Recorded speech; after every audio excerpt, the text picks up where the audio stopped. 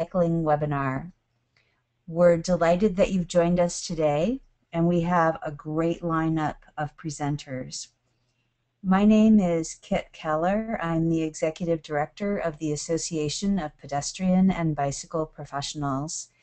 Each year we hone in on the theme of Women's History Month, and this year the theme set by the National Women's History Project is Women in the STEM fields: science, technology, engineering, and math. And so that's what we're focusing on, but we're putting a bicycle-friendly communities slant on that topic.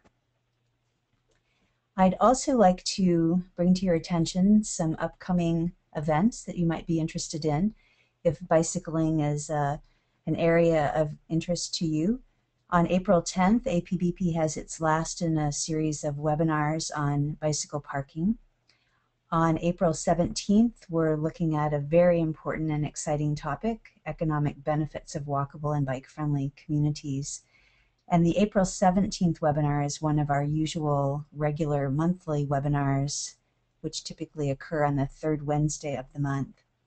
In May, we'll be starting a 4-part series drilling down into the content of the NACTO Urban Bikeway Design Guide. And NACTO is the National Association of City Transportation Officials, and one of our presenters today was very instrumental in the development of that guide. On September the 9th to the 12th of this year, we have our biennial Professional Development Seminar, which we refer to as our PDS, and it's going to be in Boulder, Colorado, long recognized as a leader in both bicycling and walking policy and innovation. Our webinar presenters today are Mia Burke, President of Alta Planning and Design, also Principal of Alta Bike Share; Linda Dupriest, AICP, Principal, VTT Consulting, and a mentor with the Women's Transportation Seminar, WTS. Jennifer Hefferon is APBP's Board President. She is an ASLA, Landscape Architect, and Safe Routes to School Coordinator for the District of Columbia Department of Transportation. Norma Moores also serves on our Board of Directors and chairs our Membership Action Team. She holds a degree in engineering, and she is Senior Transportation Engineer with IBI Group in Toronto. Priscilla Tobias is also an engineer, and she is the State Safety Engineer, Bureau Chief for the Illinois Department of Transportation. We've asked each of our presenters to provide a brief bio, which is in the handouts that we'll be providing to you after the webinar if you've not already received them. And I'll leave each one up on the screen for just a bit. I have had the pleasure of knowing Mia Burke since, 1994, when she was the Bicycle and Pedestrian Coordinator for the City of Portland, where we held the Pro Bike Conference that year. And even back then, we knew that Mia was a firebrand, so we're delighted that she's able to join us today. Linda Dupriest has been involved with APBP in a number of ways over the years, helping us with our exhibitors, exhibitor recruitment and management one year, and also our calendar project. So we're pleased to have Linda bring her perspective as a longtime advocate and professional. Jennifer Hefferon, as I mentioned, is APBP's Board President. She is car-free, has never owned a car, and lives in Washington, D.C., in one of the most vibrant neighborhoods in the city. Norma Moores is one of our favorite board members, if I can say that. She is really personable and has done a great job helping us launch our student membership initiative and so many other aspects of work with APBP. As you can see, she's an outdoors woman as well and is a fellow of the Institute of Transportation Engineers. And lastly, Priscilla Tobias is a woman that I met on the International Scan, and she has worked with the Illinois DOT for more than 20 years. She's quite active at the federal level in a variety of aspects having to do with guidance on safety and transportation engineering. We're pleased beyond words that each of these presenters is joining us today. And I also want to mention another presenter who had been scheduled to participate, Jennifer Toole, is not able to join us today, and she will be participating in a follow-up future webinar on career choices. So with that, I think we can go ahead and get started. And our first presenter will be Norma Moores. Norma, welcome.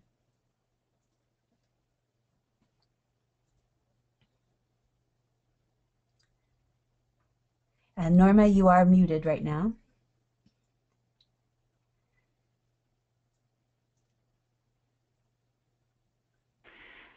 Hello, everyone. Can you hear me okay? Yes.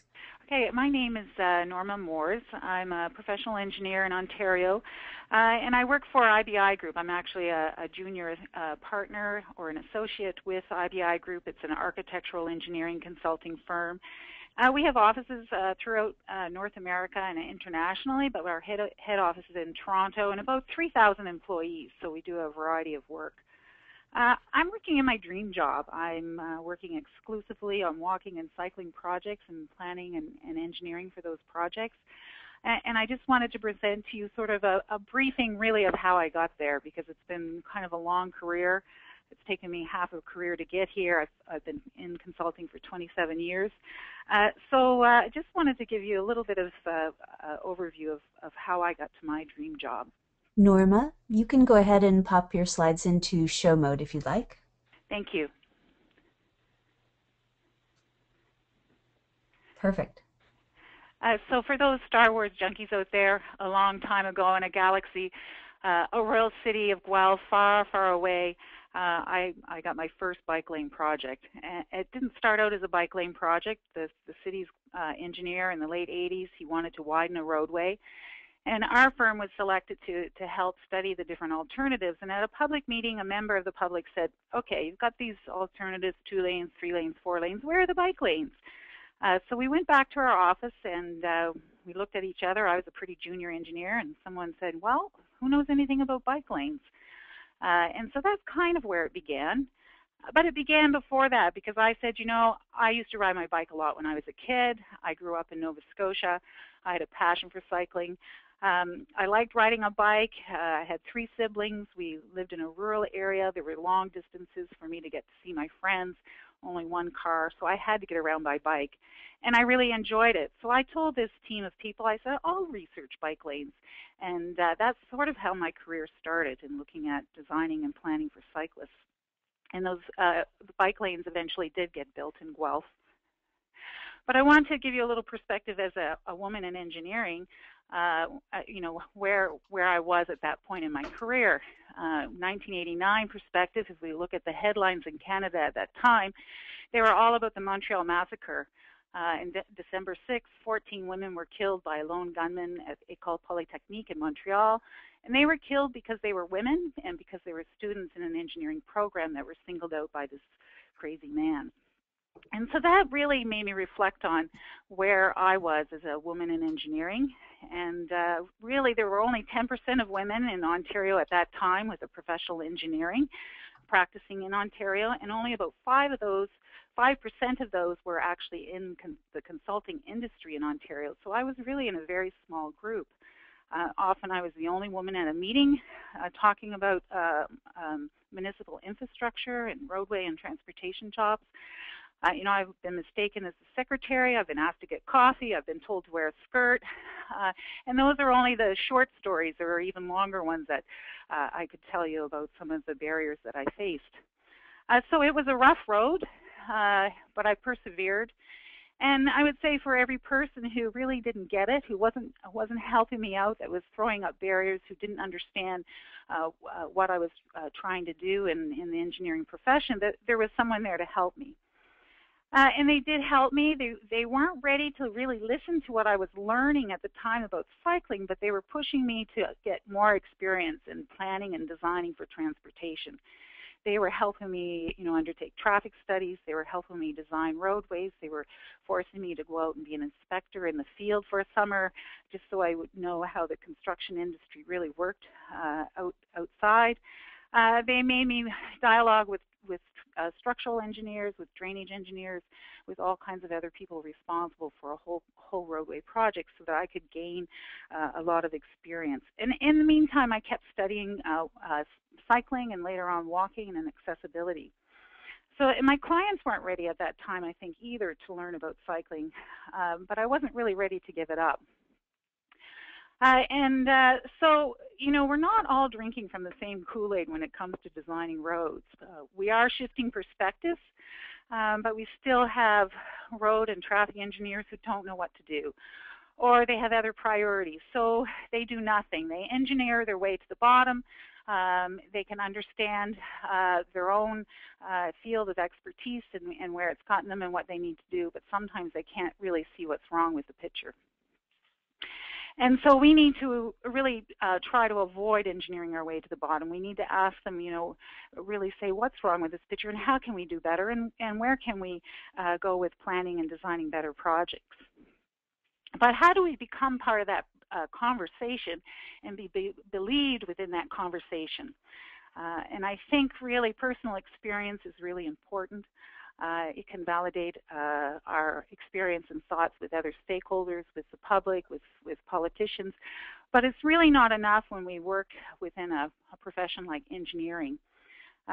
We need to really not just give our personal opinion and experience, but we need to bring that professional perspective, that professional knowledge and experience to the table, so that those people who are not drinking from the same Kool-Aid as we are can understand that there is a large body of knowledge out there that is based on something more than just how I grew up riding a bike or how I commute to work today. And women are smart. I like this quote from Jeff Miller this year at the Women's Cycling Forum, where he said, "Women are smart, they're very practical, they're no nonsense, and time efficient." So in that career, by developing a strong background in civil engineering generally, and continuing to push myself to understand this evolving profession of cycling and walking, planning and design, I've been very fortunate to take on a variety of different projects, and a few of them are listed here.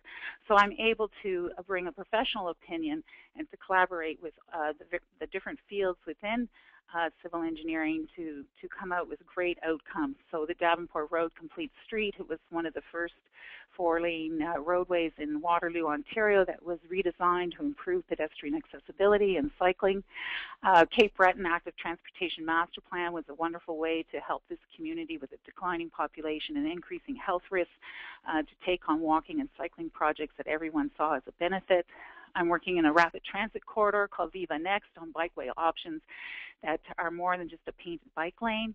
And I've worked in Albany Bicycle Master Plan, for example, a wonderful action plan for Waterloo region for long-term projects, to plan out their long-term projects called Walk Cycle Waterloo region. And I'm currently working in downtown Toronto on a cycle track study. So really what I wanted to remind you is that somewhere on my ride to a dream career, you know, particularly in the 90s, I found APBP. And that was really part of developing that professional knowledge and learning what I needed to take forward to the engineering profession to back up my opinions and my work and analysis in cycling and walking. You know, I'm a full fellow member of the Institute of Transportation Engineers. I'm a fully licensed professional engineer. And you know, I have a sort of broad experience in transportation, but APBP really gave me a network of people that were working towards best practices, that were sharing the knowledge and adding to that professionalism, so that my passion and my personal experience along with that profession really contributed and to the projects that I was working on. So it's really a comfortable place to be. So thank you very much, everyone. Norma, thanks so much for your presentation. And I think that is perhaps Marianne Coos in that picture.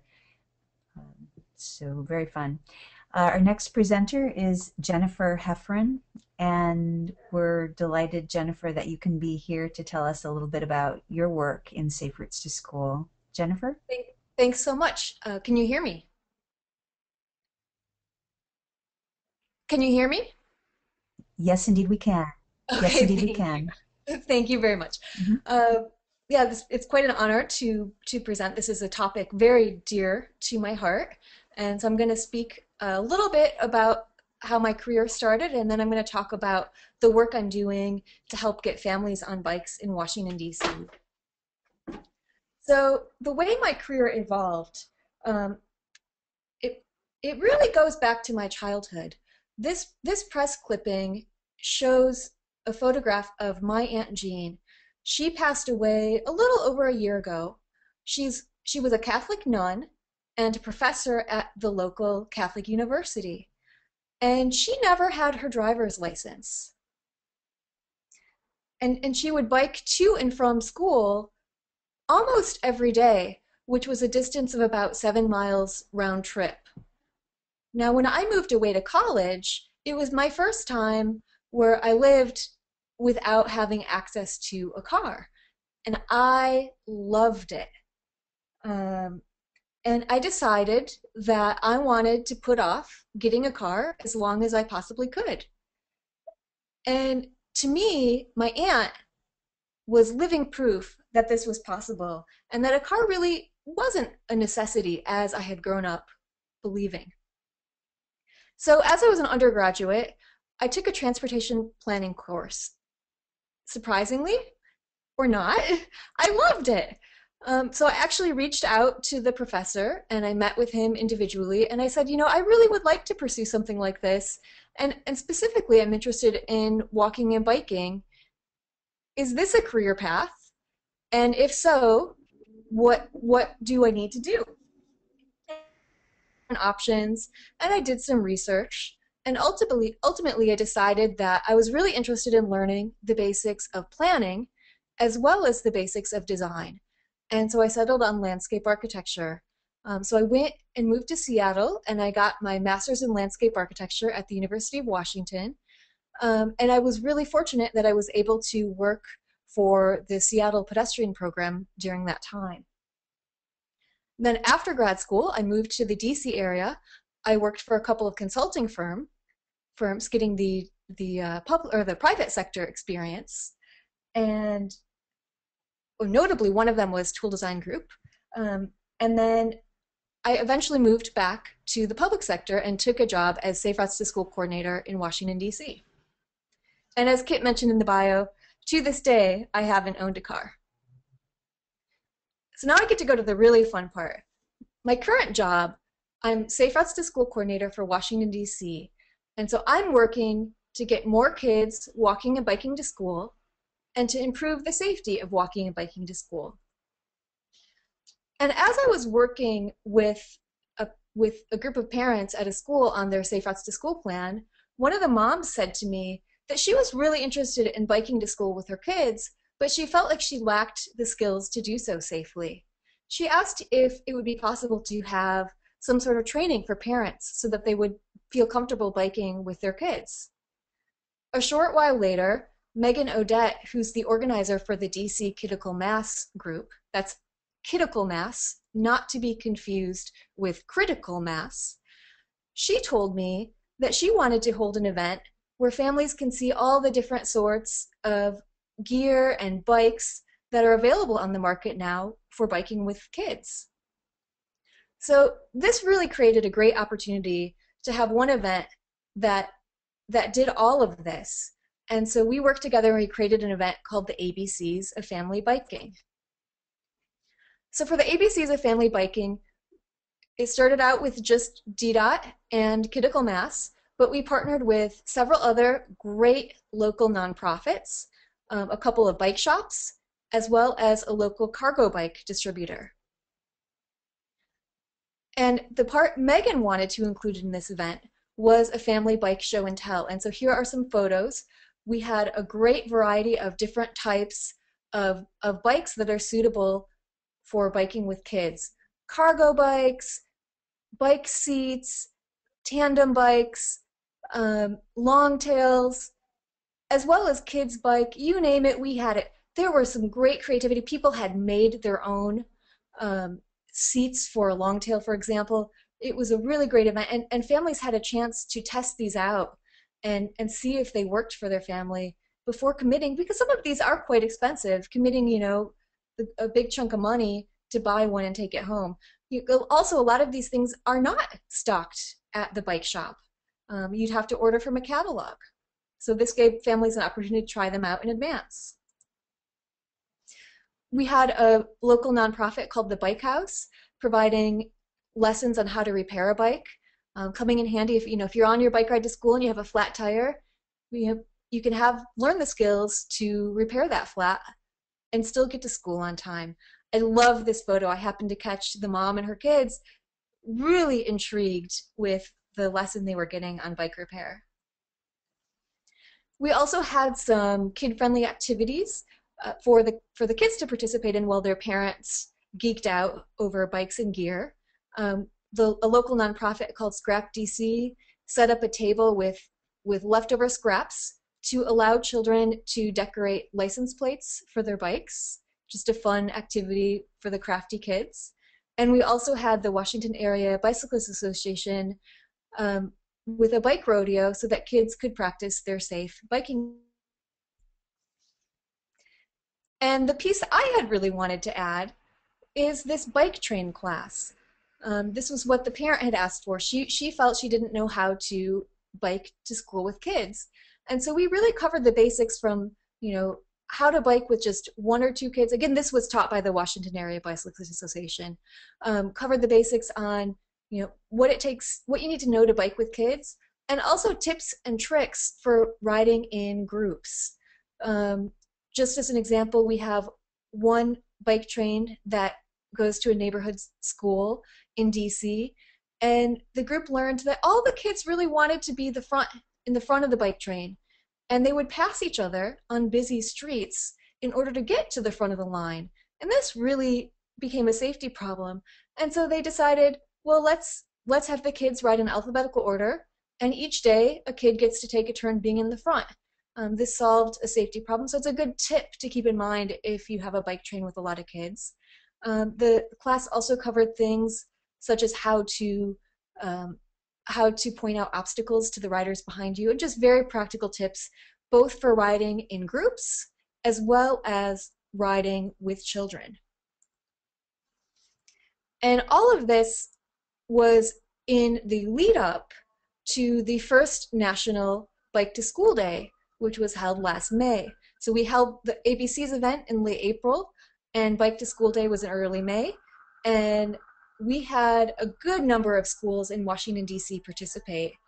This photo is from the Lincoln Park neighborhood, the Lincoln Park in the Capitol Hill neighborhood of Washington, D.C.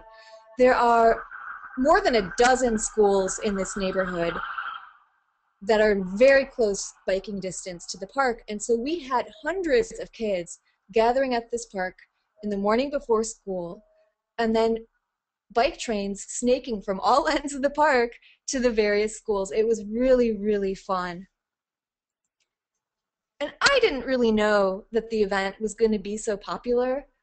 So I had started a golden bicycle competition to encourage schools to participate in the first National Bike to School Day. Had a great participation. I asked schools to count the number of students who biked to school on Bike to School Day and calculate that as a percentage of their students. And then the school with the highest percentage of bikers won the Golden Bicycle Award, as you can see here. We had great participation. The winning school had a bike mode share of 22.2% for that day, which is really remarkable when you consider that the average bike mode share in Washington, D.C. is about 3.1%. So it's a really great event. We plan to do all of this over again this year, both the ABCs of Family Biking, Bike to School Day, and the Golden Bicycle Competition, because it's been so popular here. I would be very happy to talk in more detail about any of these initiatives, so I have included my contact info. Thanks so much. Thank you, Jennifer. And your life in DC came through with a few sirens in the background, but they were not distracting at all. So yeah, my apologies. At least it wasn't a bike crash. Indeed, indeed. Well, thank you. And we will just quickly run a poll. One of the things that APBP highly recommends to all of our viewers of webinars is that you watch them with other people. So we'd love to know if you're watching with others today.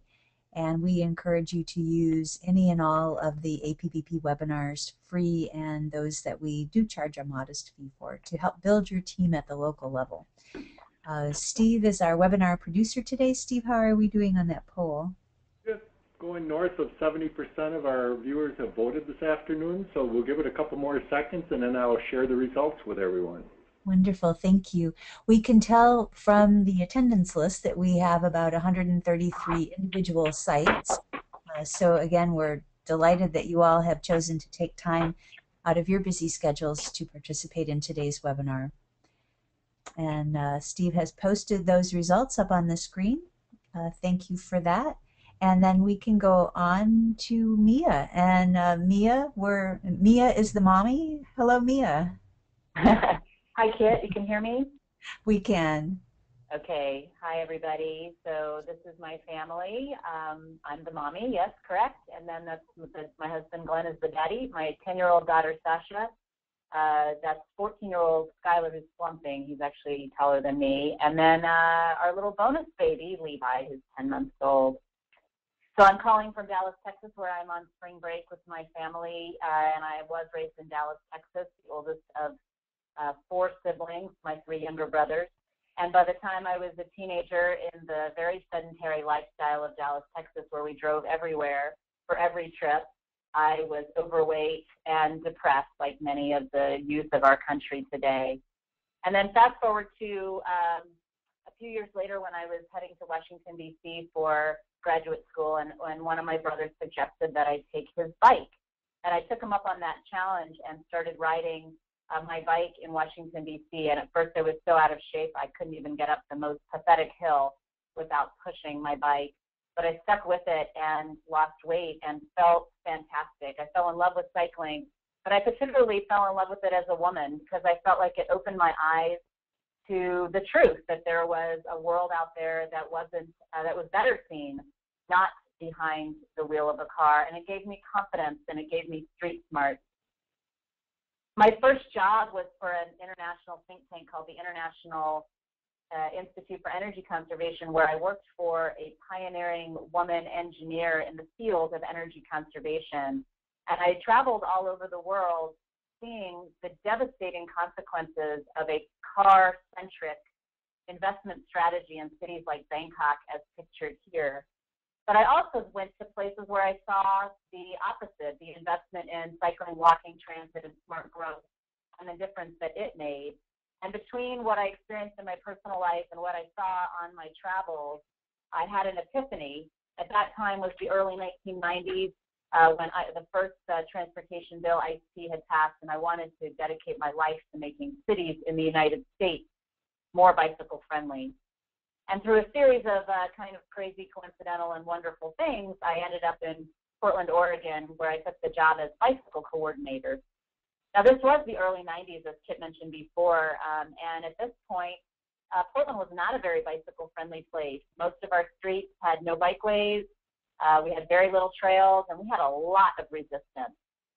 And over the next couple of years, we worked on a very visionary bicycle master plan that we adopted and then began implementing. And this was my training ground. During this period, I learned to institutionalize bicycle transportation through every aspect of city government, everything from maintaining our streets to planning and designing on-street bike lanes and off-road trails and family-friendly neighborhood greenways. We led or catalyzed numerous encouragement activities, including the early version of Safe Routes to School, which wasn't called Safe Routes to School. And one of the most important things I learned, if you look at this chart and you see the big chunk, 50 to 60% of the population in not just Portland, but in almost every community that I've worked in, when you do surveys and focus groups, they want to bike. In fact, they are really interested in cycling and may cycle on the weekends or in certain conditions. But very concerned about safety. And these, of course, are folks like my mom, my next door neighbor, parents with kids, and many, many women. And for them, we need a higher level of separation from cars and a much lower level of stress, because our goal is to reach as many people as possible and to help people find the delight in riding so they want to do it again.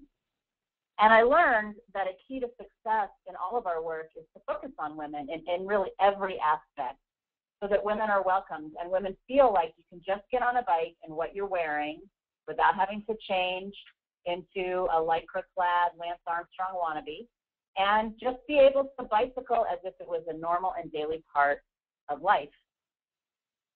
Now, I left my city job in 1999 after I had my first child, Skylar and Scott and Little Session, the best time for a change at that point.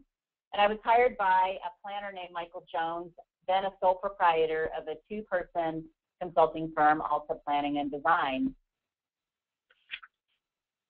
We had just won a big project, Rails with Trails Lessons Learned, a USDOT study, and he wanted me to run it. And I knew very little about this topic other than it's difficult to work with railroads. But I said yes.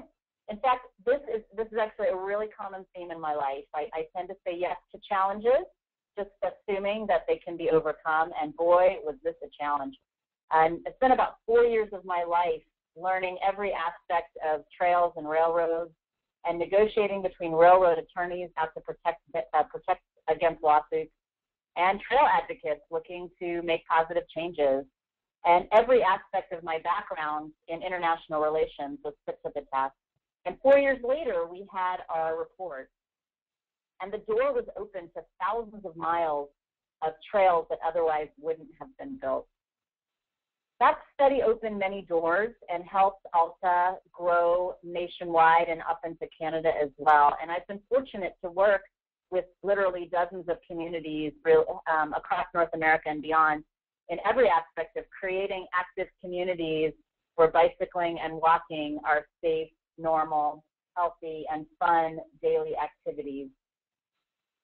But it wasn't just happenstance, you know, as we built. It was very intentional. And myself, I've really been pleased to play a lead role in this growth and have transformed. You know, I personally had to transform myself, okay? First, I have a background in international relations and not planning, but I surrounded myself by really excellent people.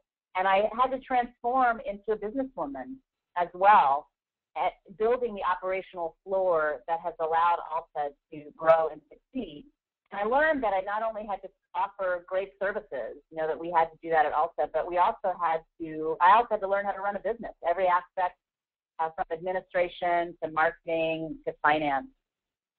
And I'm proud that I was able to spearhead efforts to add more services, such as Safe Routes to School, and as Jennifer Heffron just discussed, it's just pure delight. I also got to lead efforts to integrate Safe Routes to School into my own kids' school as part of a contract we had with the city of Portland. And it's not only carried on through the 5 years of elementary school, but kept going through middle school, where my son and a group of kids advocated for, got bike parking added, and started biking. And then they went on to the high school level, where there used to be this crummy wheel bender rack in the teacher's parking lot, and now there's like about 150 bike racks around school, which are full all the time. So it's awesome.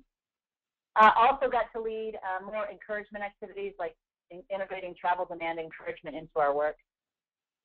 And a lot of what I love to do is kind of be on the edge, the cutting edge of the groundbreaking kind of stuff that moves our field forward. And so I've been proud to be part of or lead numerous groundbreaking studies on topics such as pictured here, colored bike lanes, cycle tracks, bicycle boulevard design, shared lane markings, and data collection and analysis. Along the way, myself and a group of leaders from a number of the most progressive bicycling cities in the U.S. realized that we needed a new way of looking at design guidance. So we launched the Cities for Cycling projects under the auspices of the National Association for City Transportation Officials. And we produced the Urban Bikeway Design Guide, an online, robust tool with 3D renderings photos, links, studies, that is regularly updated and is nuanced to deal with complex urban situations, and is crafted by bikeway practitioners, particularly traffic engineers, for our bikeway practitioners. And I'm so pleased that it's spreading across the country, that dozens of cities are officially adopting it, that states are approving its use as a supplemental design guide, and that thousands of people are getting to experience a safer and lower stress experience biking around their cities. Now, backing up a bit, in 2002, I created and started teaching a bicycle and pedestrian planning course at Portland State University. My curriculum was technical information, but I illustrated that technical information with stories about what we had experienced in Portland and beyond, about the challenges that we face in overcoming old ways of thinking and skeptics, about getting through challenging public processes, and having faith even in the darkest days. And I hired some of my students, the best ones, of course, as interns and then staff. And then we realized that clients that are the most enlightened are the easiest to work with and make the most progress. So we realized that we need to retrain our existing workforce. So we started offering professional development courses and that are both on bike and on foot and integrate the technical information with the experiential. And so I got together with a group of leaders and we formed the Initiative for Bicycle and Pedestrian Innovation. We offer courses all year round, and we have our summer bicycle bikeway design course is August 26th through the 30th, and we do have scholarships available, so feel free to go to this website for more information. Now, my students, many of whom I had hired at Alta, they wanted the stories as curriculum. They kept asking for that. So I wrote a little book, and it's called Joyride. Excuse me, Mia. Planet. Yep. Pardon me, Mia. We're just losing your audio a little bit, so if you'll speak up just a touch, that would be great. Okay. So I wrote this little book.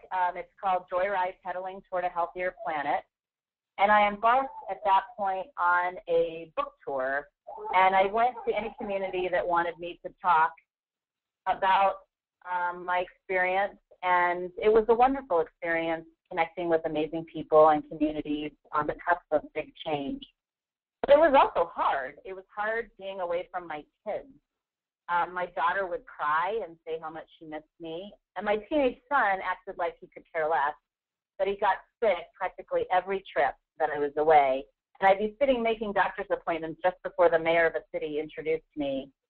And the kind of towards the end, I was sitting in a hotel in Boise, Idaho, feeling really sorry for myself.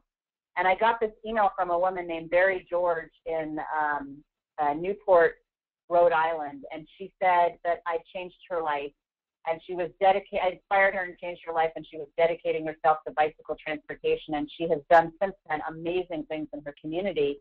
And that inspired me to keep going. And even today, I get an email every day or two from someone who's read the book or been inspired to take the next steps in their community. And even though balancing family and work is challenging, it keeps me going, knowing that the changes that we're making in communities make a difference for people, and that my words can make a difference.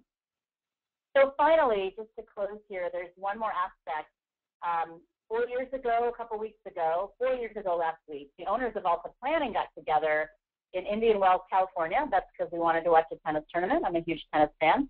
And it was our annual retreat, and we decided to take the first steps towards seeing what we could do in the field of bicycle share, which was obviously coming on strong in the United States. And we started doing some feasibility studies, and then by a series of kind of amazing coincidences again, we were able to land the contract to launch bike share in Arlington, Virginia, which quickly added on Washington, D.C., and Capital Bike Share was launched. This summer, we are set to launch in New York City, which is coming actually in May, Chicago after that, Columbus, Ohio, and then the Bay Area. We're also running Capital Bike Share, Melbourne Bicycle Share, Hubway Bike Share in Boston, and Chattanooga Bike Share in Tennessee. And to be honest, I was a little skeptical about bike share at first. I would have told you to spend your money on bikeways and promotions rather than bike share. But my mind has been completely changed as I've seen the transformative impact that bike share has had on cities and communities, particularly the DC area, because bike share eliminates the barriers to entry, particularly for women. And it is designed, everything from the bike to the platform to the promotional activities are designed with that 60% in mind. And I just want to end this by talking about business. Because in the world of business, I've taken on numerous roles, from project manager to chief financial officer to chief operating officer to president and CEO, none of which I've had any particular training or education in. I'm a voracious reader of business and leadership books as well as literature, and I rely on a network of advisors to fill in the many gaps in my skill set. And everything I've achieved has been thanks to teamwork and fabulous people. But everything I've been able to achieve also comes from what Facebook Chief Operating Officer Sheryl Sandberg refers to in her new book as leaning in. And I really recommend this book. It's called Lean In. When a challenge arose or a need or opportunity presented itself, I leaned in. I took it on, in other words. I observed that many women do not do this. They hold themselves back from taking on more responsibility. And it's in our field, but in many, many, many fields, and this is what she talks about in the book. Women start out strong in their careers, but by the time we get to be childbearing age, essentially, there's a gap. And in our field, most of our firms, as Norman Morris talked about, are run by men, and most of the senior positions are held by men. Some of this is historical. The engineering fields have historically been dominated by men. And I see the composition of the workforce changing, particularly in planning and landscape architecture. And some of it has to do with balancing family and work, which is a huge challenge every day. I certainly have found, and my kids will and always will be my proudest accomplishments and where I'm always going to prioritize. But I have observed that many of our bright, capable women within the field resist when opportunities arise. And even at the same time, there's lots going on, okay, lots of progress being made. There are women being mentored, helping each other. There's WTS, Women in Transportation Seminar. But I really want to recommend that we all lean in when opportunities arise, even if you're at the point where you're trying to balance family and career. We can do this. We are doing it. And if we don't, and we step back and hold back, that's how the gap gets created, because we step out of the workforce or hold back during really critical years. I don't know all the answers, but what I do know is that many of us women have innate skills. We think outside the box, for example. We make connections. We feel things more deeply. We are creative. We can be very charming at times. And we, especially us working moms, can multitask like nobody's business. And if somebody like Sheryl Sandberg, one of the most powerful women in the world, admits to these challenges, admits to feeling insecure at times, like an imposter, then the rest of us can breathe a sigh of relief. We're in good company. And I'm with Sheryl. Lean in. Take it on. This is the way we're going to create a healthier planet. Thank you.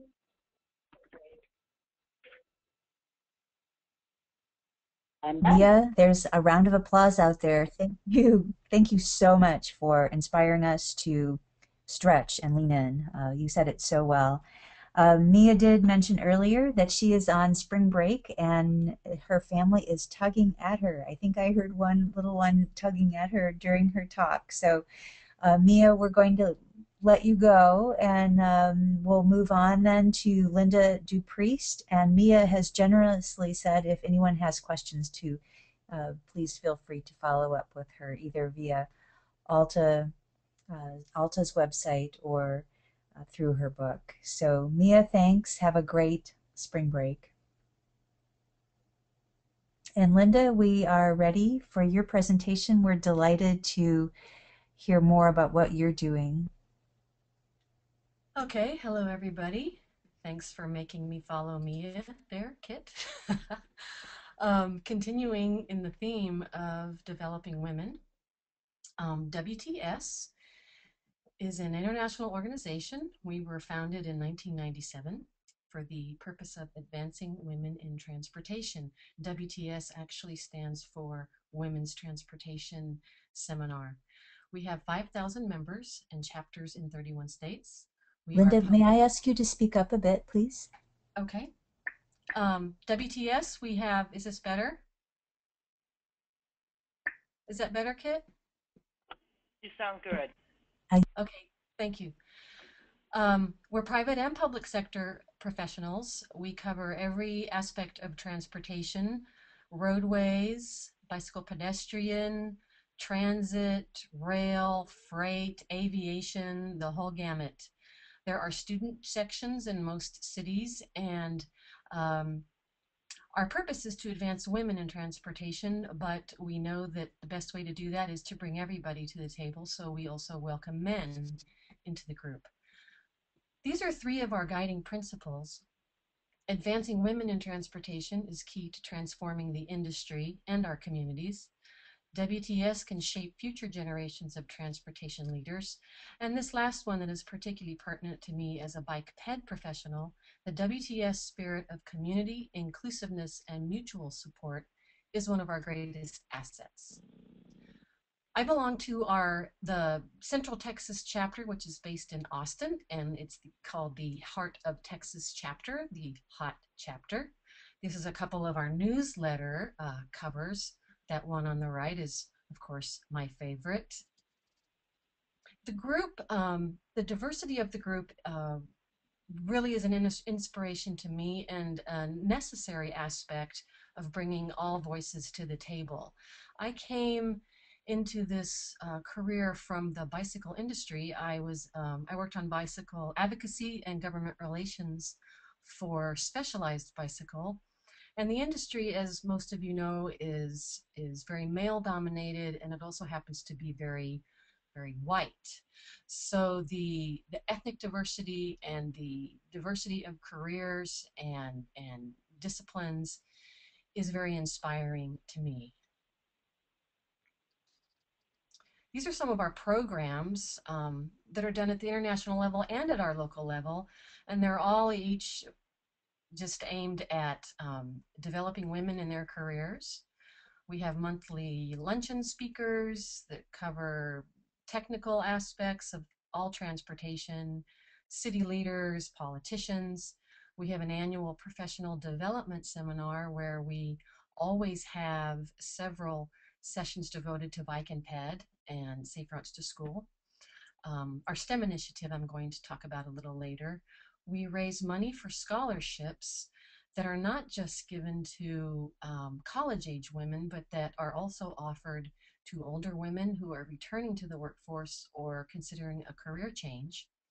And then we have a lot of fun, just supportive events and awards. I'm a member of WTS. All of these reasons are not necessarily in this order. It's an inexpensive and fun and inspiring way to market my firm, VTT, to other agencies and bigger consulting firms. But the bike ped evangelism part of it is very important to me and drives me in our programs. There's not very many bike and ped professionals in our local chapter right now. I'm working very hard to grow that, and also hope to grow it at the international level. The support of this organization has been just, I could not have grown my business without it. I started my business on a shoestring budget, and the contacts and networking I've been able to make in this group has really helped me prosper. And finally, mentoring is a key part of my involvement. I get a chance to give back to the community that has given me such a wonderful career by working with young women and girls and teaching them about multimodal transportation. And along the evangelism part, WTS is supported by most of the biggest players in the transportation industry.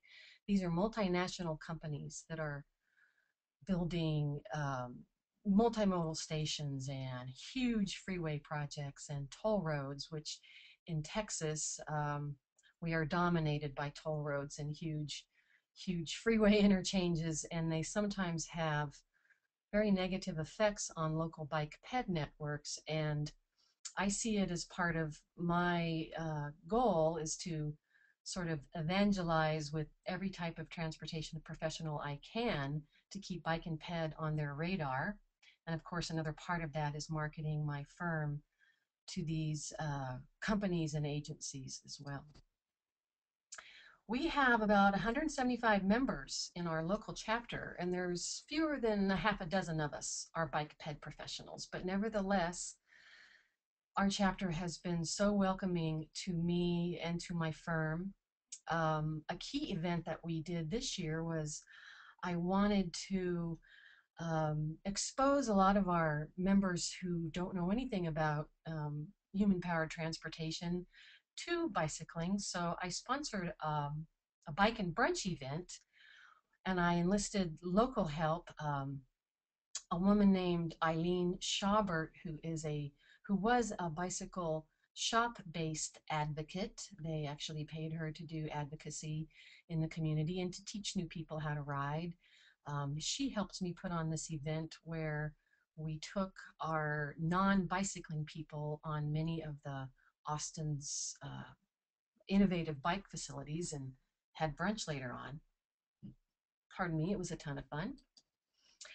WTS honors the bicycle profession with awards at the international level and also at the local level. This woman on the right here is Dr. Jen Duthie, and she heads up a team of researchers at UT Austin. Her team won an award, an Innovative Transportation Solutions Award from WTS International in 2010. It was a Sharrow study. And then our local chapter of WTS continues to recognize this team's work in bicycles as well. This year we're very excited that our local chapter has nominated as Woman of the Year Anique Baudet, who is the head of the bicycle program at the City of Austin. She is one of the leading bicycle facility implementers and planners and thinkers in this whole part of the country. The lower left photo there, she's helping cut the ribbon on Austin's first Green Lane project. They are a Bikes Belong Coalition Green Lane city. We're very excited to have her nominated, and we'll find out in a few weeks if she wins. Transportation U is a joint project between WTS and USDOT. Secretary LaHood initiated the program on his watch, and here he's pictured with mentors and mentees at the DC Youth Summit in 2012, and continues to champion developing young women into transportation careers. I just love this guy. I mean, how do we love this guy? Our local chapter has 3 different STEM program initiatives. One of them is that we mentor students at the Ann Richards School. Ann Richards, of course, was governor of Texas from 1990 to 1994.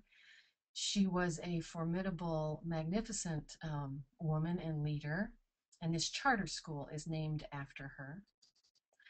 We have one-on-one meetings with our mentors. Our first go-round, we had 6 of us volunteered, and miraculously enough, one of the girls who applied specifically wanted to learn about bike and ped.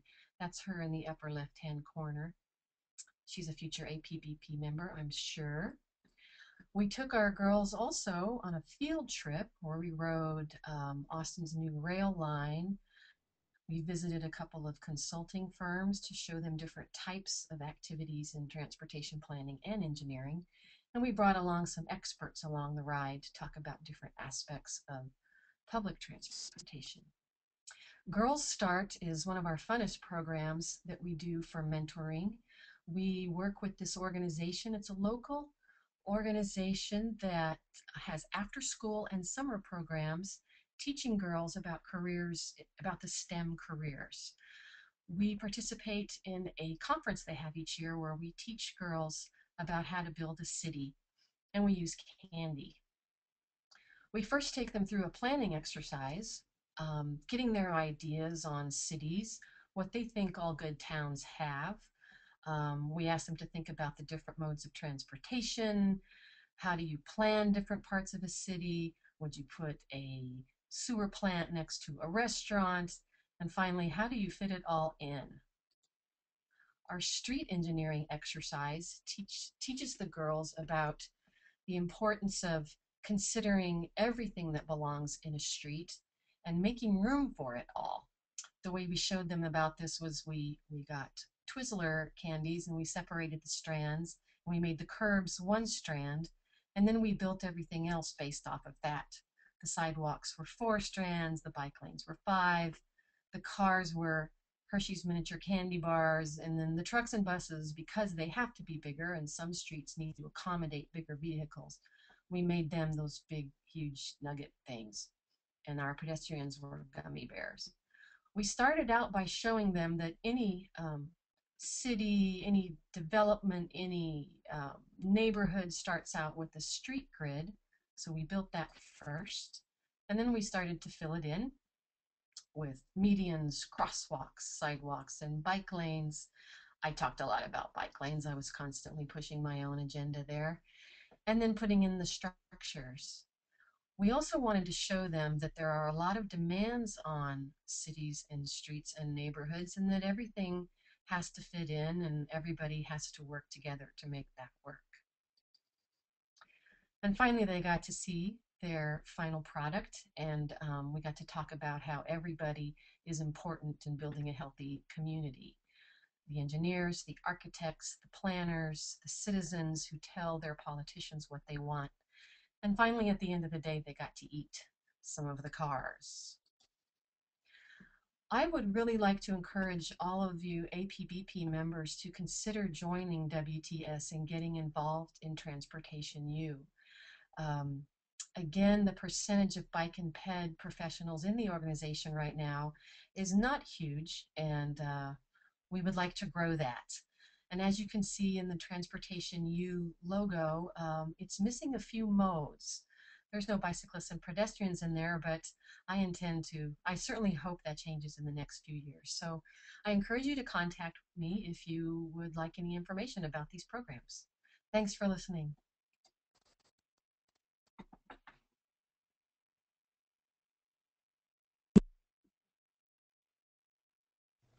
Linda, thank you so much for an excellent presentation. It's exciting to learn more about what you're doing.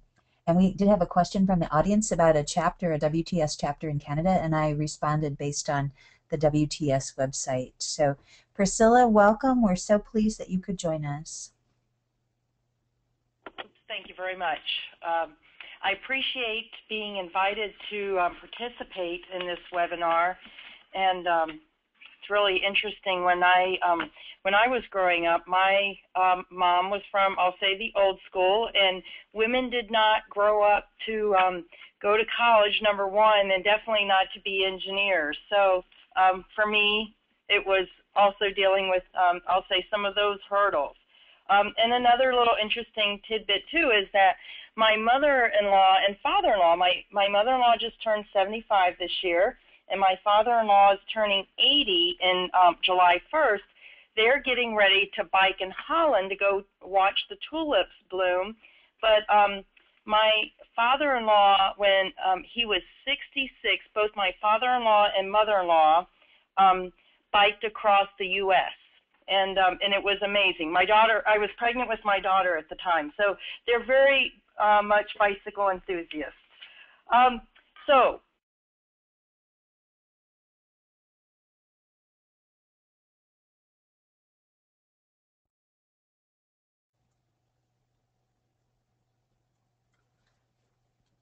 Okay, can you hear me now? Yes, indeed, we can. I accidentally unmuted myself. I apologize. Okay, so for me, for engineering, I was always really good at math and science, and I think being a very logical thinker and liking to kind of make things, it was just I guess, a natural progression to go into engineering.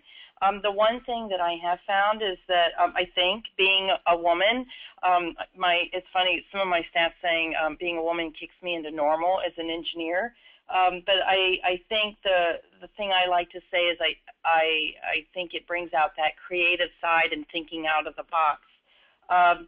To what I believe Mia had said earlier, the one thing that I have tried to do through my entire career, and I think it's a big strength for me, is being willing to ask questions, admit when I don't know things, and to push against that attitude or traditional thinking, well, we've always done it this way. And so I do push, I do challenge, and I think that's a good thing, and it's made me successful, I think, in the end in my career. From the very early years within the DOT, my goal was to move up, but it wasn't like so I could be the boss or be in charge. It was really so that I could make a difference. I wanted to change, influence change within the agency, and I didn't even think about it at a national level. But and then when I look at it and go, in the position I've been in since 2004, it's been in safety, and I look at it and go, I really enjoy my job, because I look at it and go, what better way can you influence change than in safety? And you do it from the very individual person all the way from the state, local and state and up to the national level. And it's really interesting for the Illinois DOT. We actually have the first a secretary that is a female, that we've never had one in our entire history as a DOT. And our chief operating officer and chief of staff are also female. So it definitely has a different dynamic. Our secretary is also very strong on multimodal, that we just don't think about cars, that we think about bicycles and pedestrians and transit, and how all of those can complement each other. Our former secretary, when he put me in charge of safety, he's like, I want you to make Illinois a premier safety program. And so that has been one of my charges. And I'm responsible for the infrastructure safety program and the highway safety improvement program, and as part of that, to the Illinois Strategic Highway Safety Plan. And that's about implementing pedestrian or safety countermeasures, and one of the emphasis areas is pedestrians and bicyclists. I am also responsible for safe routes to school, and kind of on a personal note, my daughter is in 7th grade, and 2 years ago when she started middle school, we found out that we lived just close enough that she wasn't going to be riding a bike or riding a bus. She would be riding a bicycle or walking. So we had to figure out our safe route for her to school. And, and she would come home and say, there's not enough time to get across that intersection. And so, like I said, I think as a parent and being involved in safe routes to school and in safety, it gave me a different perspective and maybe some better insight into way we can improve things.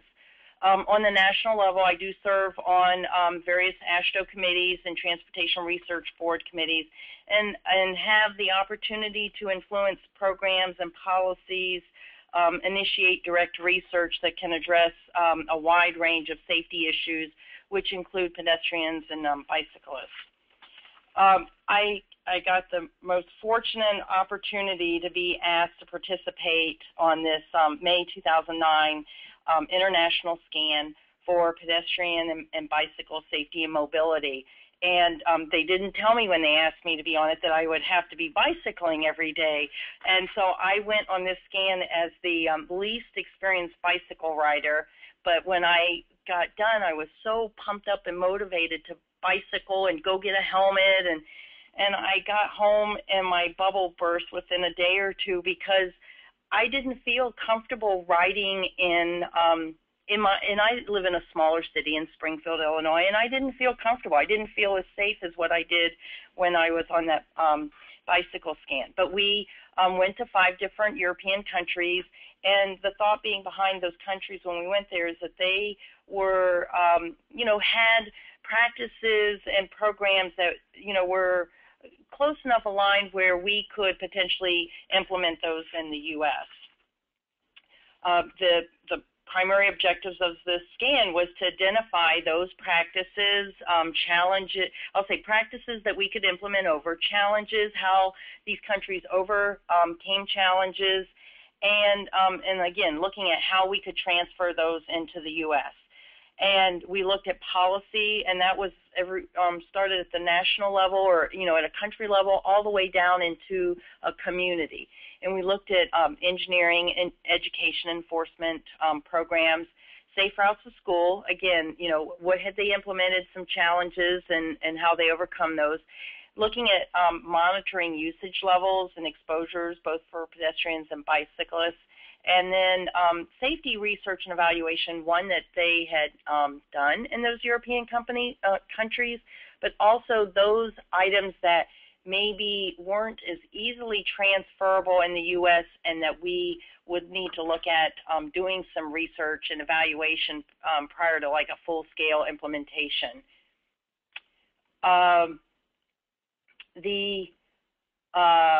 One of the things I think was really, I'll say, key takeaway for me from that international scan was the attitude of the people there. And really there was a mutual respect for all roadway users by all roadway users. I feel like they obeyed the traffic laws. You had motorists looking out for bicycles and pedestrians, but you also had pedestrians and bicyclists yielding when they were supposed to. I mean, they were obeying the laws. And so I think that's, for me, kind of, it still has stuck in my mind today. And I think that's one of our biggest challenges in the U.S. is how do we overcome that and can get to a point where you have this, like I said, respect all the way across the board.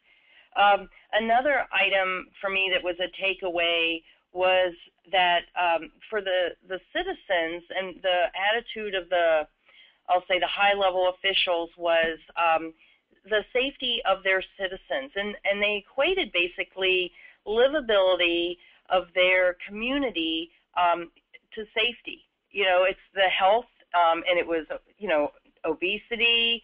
They wanted to make sure that even in the winter months, it's like, okay, are they providing safe facilities for their citizens? But it was, again, looking at the quality of life and health, equating that to livability and their policies and their attitudes, and how all of that then tied into sustainability, less pollution, congestion, but that was one of the key takeaways.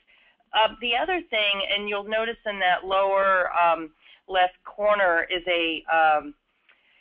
a traffic garden that we saw, got to actually go through and ride our bicycles through in Winterthur, Switzerland. And I just fell in love with this. I thought it was a scaled-down version of intersections and roundabouts, and they use this with the school-age children to get them used to traffic, roadways, intersections, and how they should be operating as a pedestrian or as a bicyclist in this type environment. And the other thing was that where they incorporated the, I'll say the traffic education programs. I mean, it started in daycare, and I told Kid, I said it was like a 2-for-1 because they also got the parents engaged through this, and so they literally not only trained or educated the children, but they educated the parents at the same time. And I was, like I said, I was so excited about this. I was like, that's the one thing I want to come back and implement, in the state. And I get back and I actually found out we have some in Illinois, and they're called safety towns, but they're not well advertised. So I think that's one of the things that's like, how can we either, one, create more of these, or two, where we have them actually advertise or promote them. And so I thought that this, again, was a great takeaway. And they did involve different organizations and agencies. So you had police, you had families, you had associations, and those type of things. The The other thing that, and again, is kind of, it goes from culture, but it also lends itself then into the engineering aspect, was the safety in numbers or awareness in numbers. One of the things as a safety engineer that I'm always, I'll say, articulating or, you know, advocating for is stressing motorist expectation. You know, going from a rural two-lane road into an urban facility, you have different expectations as a motorist as far as what's out on the roadway, how you should drive.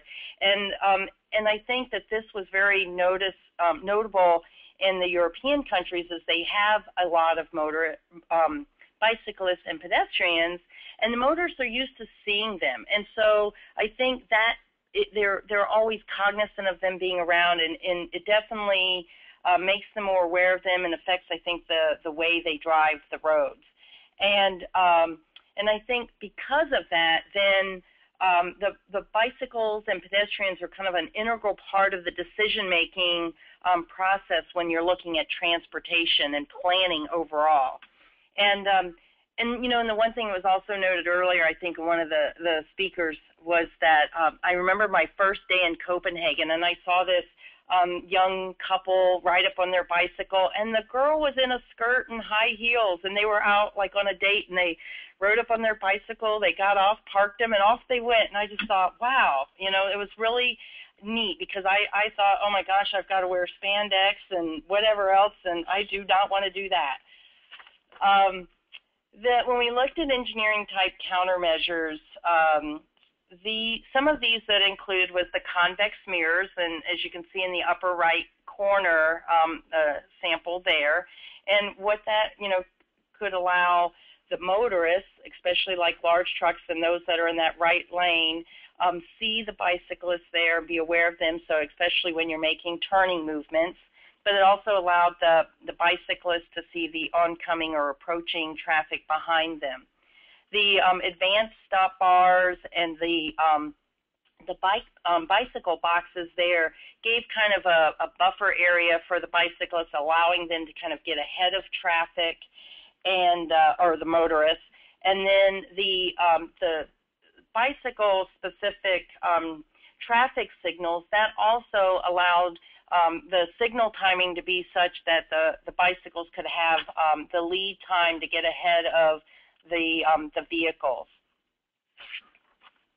And then when we looked at pavement markings, again, this was another visual cue of another roadway user besides vehicles. And so they had the pavement marking through the intersections that would delineate the dedicated bicycle way. The conflict points would be delineated with the different colors, and then you had the bicycle markings in the dedicated lane. And again, like I said, I think it reinforced that you have different users out there, and reinforced that motorist's expectation of bicycles. But so in conclusion, what we did is we from this international scan, you know, we had a variety of recommendations from, you know, that covered the engineering, enforcement, education, and the leadership role and policy making, and presented these at the national level. And then we were also then charged with, as a group, to then try to continue to implement those, whether it be through the national level, at our state or local, or through the association. And so it was a wonderful opportunity, and to this day, there's things that I can take away from that and try to push within our state. And so with that, again, thank you.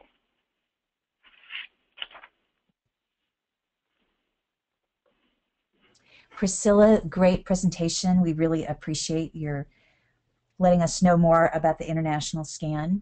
And so we will go back really quickly to a couple of slides, and then we'll get to some great questions that people have asked.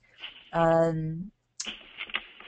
wanted all of our viewers in the webinar audience to know that an additional speaker who could not join us today, Fionnuala Quinn, had recorded a brief 10-minute or so webinar case study on bringing engineering into the classroom in middle schools, or sorry, in elementary school actually.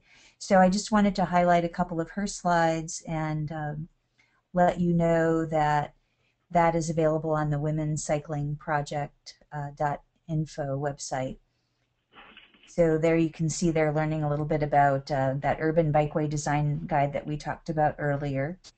And they did something really fun this year. They sent Valentines to engineers and professionals working in various transportation agencies, and they got a lot of nice feedback and invitations for field trips. So be sure to check that out. Also wanted to draw your attention to the Women's Cycling Project website that I mentioned earlier. We gave it a little bit of a facelift recently and updated some of our information. We share with you how to host a local women's cycling forum or summit. Sometimes all it takes is getting a conversation started.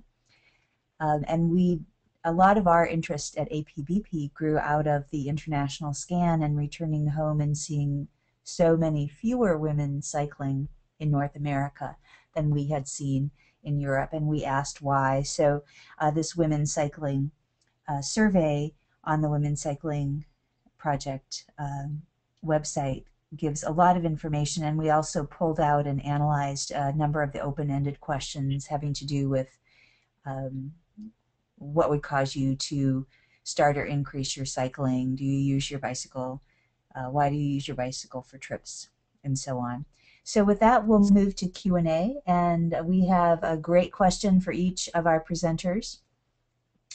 And that question is, what do the speakers say about our role, what is our role as women in changing the culture in the US, and we can broaden that to North America, to be more bike friendly? Norma, would you like to start with that question? Well, I think through my career, I saw that I could make a difference in the communities where I lived, and it's been a very long and slow process, but I didn't give up, and I said, where's the best place for me to make change, even though it's going to be slow change? So I do believe that getting into career tracks in planning and landscape architecture and civil engineering women can contribute to broadening the professional approach to transportation-related problems. And we need to really, if you'd asked me this question 15 years ago, I'd say stay out of engineering. It's a horrible profession. I've had a lot of barriers thrown at me. I've dealt with some situations that were really terrible and critical and made me change my job and lean in what just wasn't going to work. So, but now I feel we can lean in a little bit more, that we have a bigger network, and following those career tracks to try to broaden the dialogue, I think will make a big difference. Thank you. Who else would like to answer that question? What can women do to change the culture to a bike-friendly culture? I can say a few things. This is Linda. Go ahead. Although I think we should be careful about assuming that men in our profession aren't as open-minded or smart about certain things, because I certainly have met some that are. I think that because of our, sort of cultural conditioning, women, because we're often with kids more, or just because we're told we need to be more conscious of other people, the equity issue, I think, is one where we can really be leaders, talking about a balanced transportation system that considers all of those people out there, elderly, disabled people, older people, low-income people, kids. And that is maybe one area I think that we perhaps maybe are often a little more sensitive to. And I've recently been getting some feedback from transportation leaders in the Dallas-Fort Worth area that the message is really more about the balanced system and accommodating everybody. Linda, that's a great point, and I'd like to bring attention to two initiatives around equity right now. Transportation for America has an equity caucus, which is really doing very fine work on this topic. And the League of American Bicyclists recently assembled an advisory committee on equity issues related to bicycling. So learn more about those if you're interested. And Jennifer or Priscilla, do you have additional thoughts on how women can change the culture to be more Well, bike-friendly? this is Jennifer, and I'll just say very quickly, the other thing to do, I love all the answers that we've heard so far. The other thing is just go out there on a bike, be seen. Um, I think that's a really great way to change the culture in itself, in addition to everything else others have said. And this Priscilla, and I would concur. You know, it's really interesting. My daughter, I think, was probably one of just a couple kids riding her bicycle last year, but it seemed to catch on. There's a lot more kids doing it this year in her school, and so I do. I think it's to be open to new things and showing balance and being involved. Great, thank you. Let's move on to another topic then. How do you feel about the possibility of implementing a bike system like Amsterdam in North American cities?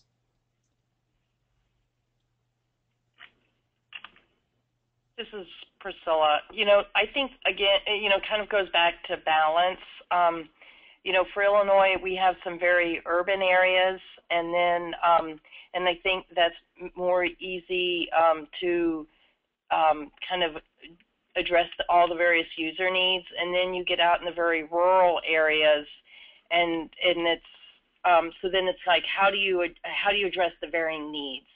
And so depending on to what degree, I guess you want to expand that, it's a matter of just having to look at it a little bit differently. I'd like to add on, this is Jennifer again. You know, I really think it's important to remember that the European countries that we look at as examples, they weren't always like that. It happened gradually over time.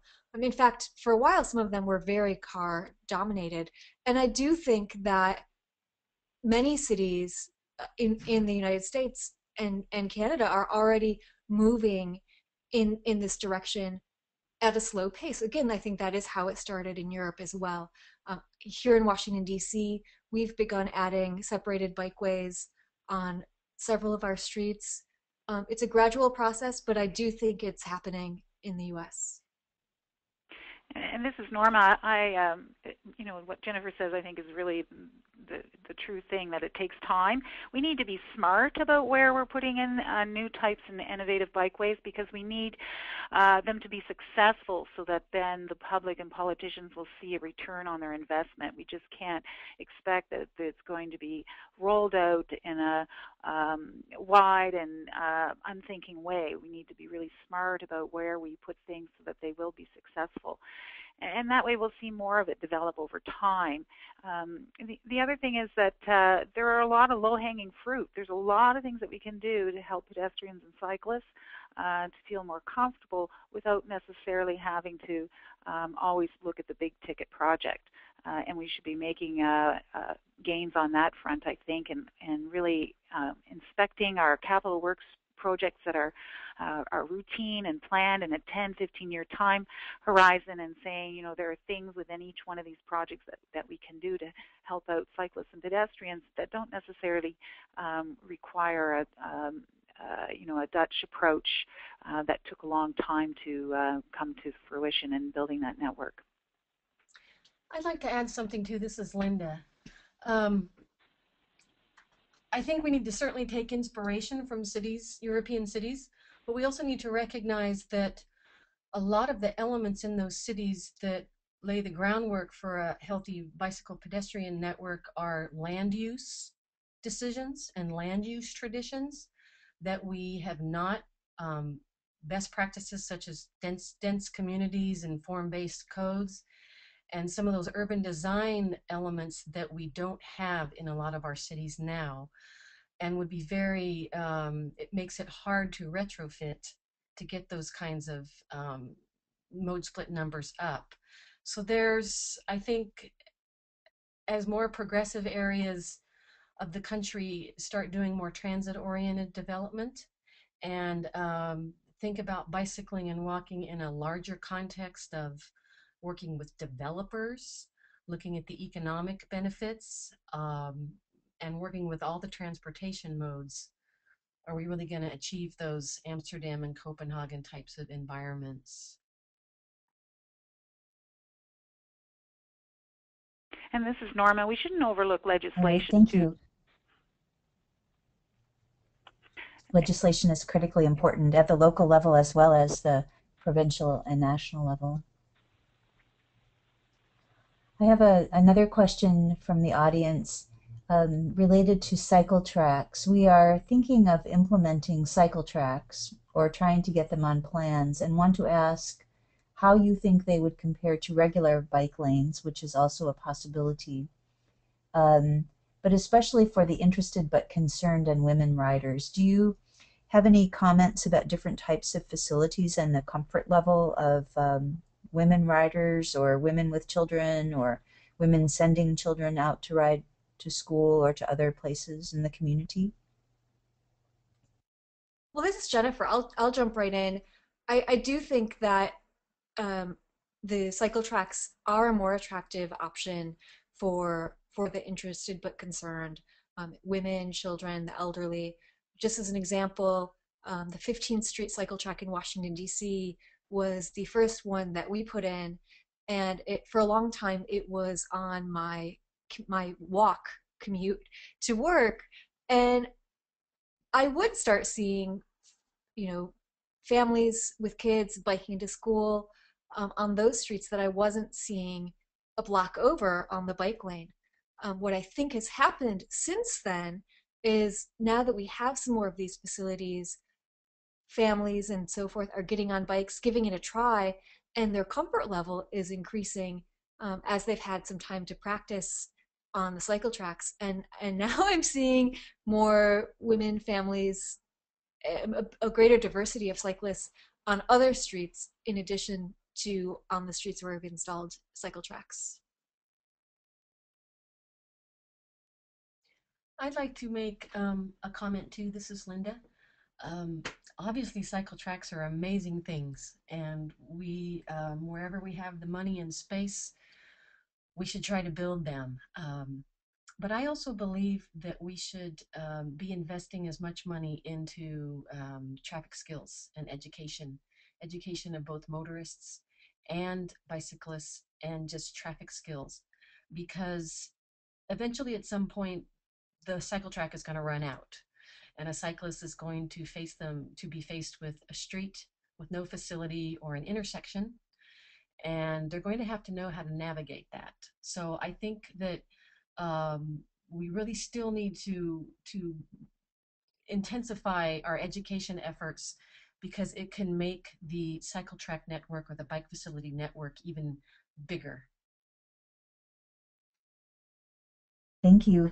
In our last couple of minutes, then, we have one other question I'd like to ask the group. But Priscilla, before I move to that question, did you have any other comments based on your experience on the international scan? No, and really, Linda kind of hit it on the head. I'm going, it is, you have even over in the European countries, we had different situations. It's, you don't always have what I would call the perfect, route or whatever. And so it really is about educating all the users so that you know how to act in the situation in which you're riding in. I mean, and I, as the inexperienced rider, definitely there were some areas that I was more comfortable with and felt more secure with, and then there were some areas like when we were in London that I didn't feel as comfortable riding in. Excellent point. Can you address the issues of high traffic volume streets versus low volume streets and that group of 60% tentative potential riders? Are you talking about me as in Priscilla? Priscilla, either you or any of the other speakers, really. High volume, low volume, and concerns that the tentative potential riders might have about that type of street. Is there something that can be done from an engineering planning perspective to improve conditions and get people out bicycling?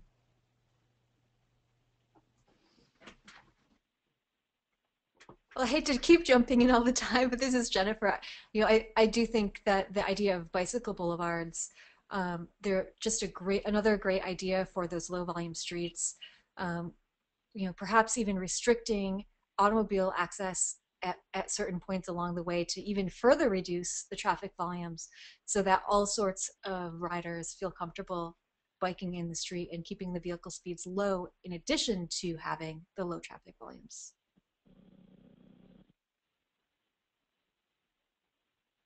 This is Linda.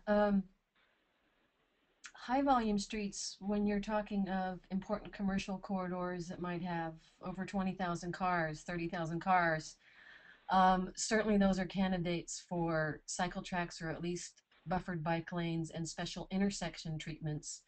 But I still believe that the more people that we can educate on how to safely ride, then the reach of those cycle tracks and buffered bike lanes is even further, because bicycle boulevards,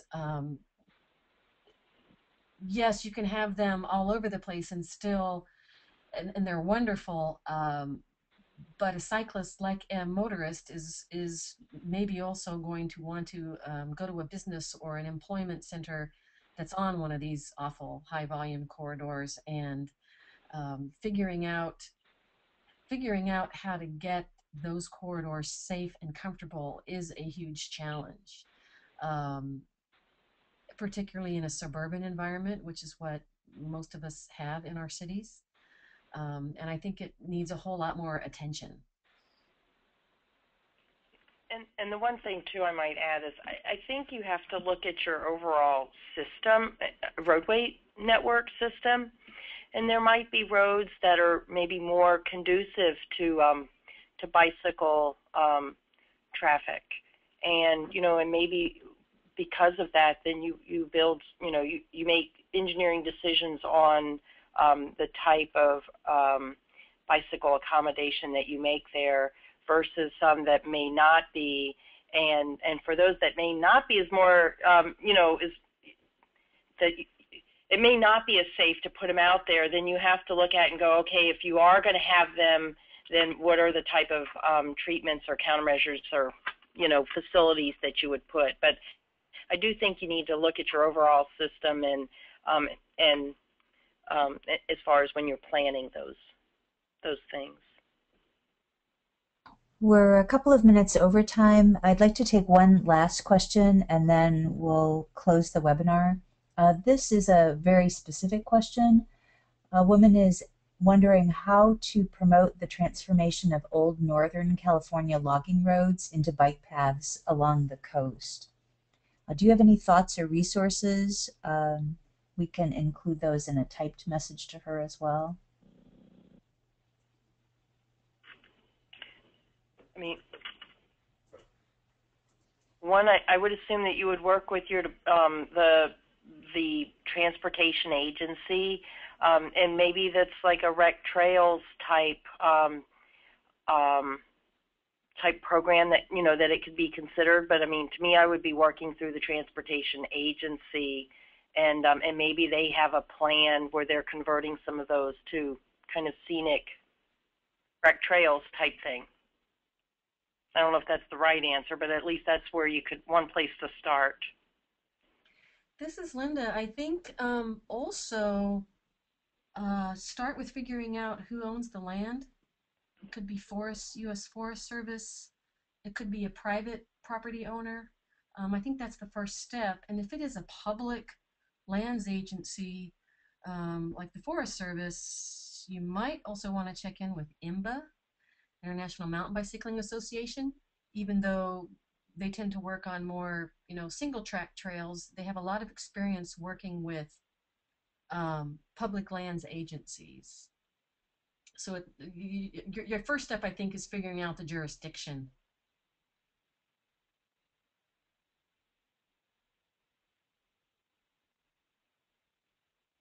Great, thank you. I am just sending those resources to her now, and to the whole audience, in fact.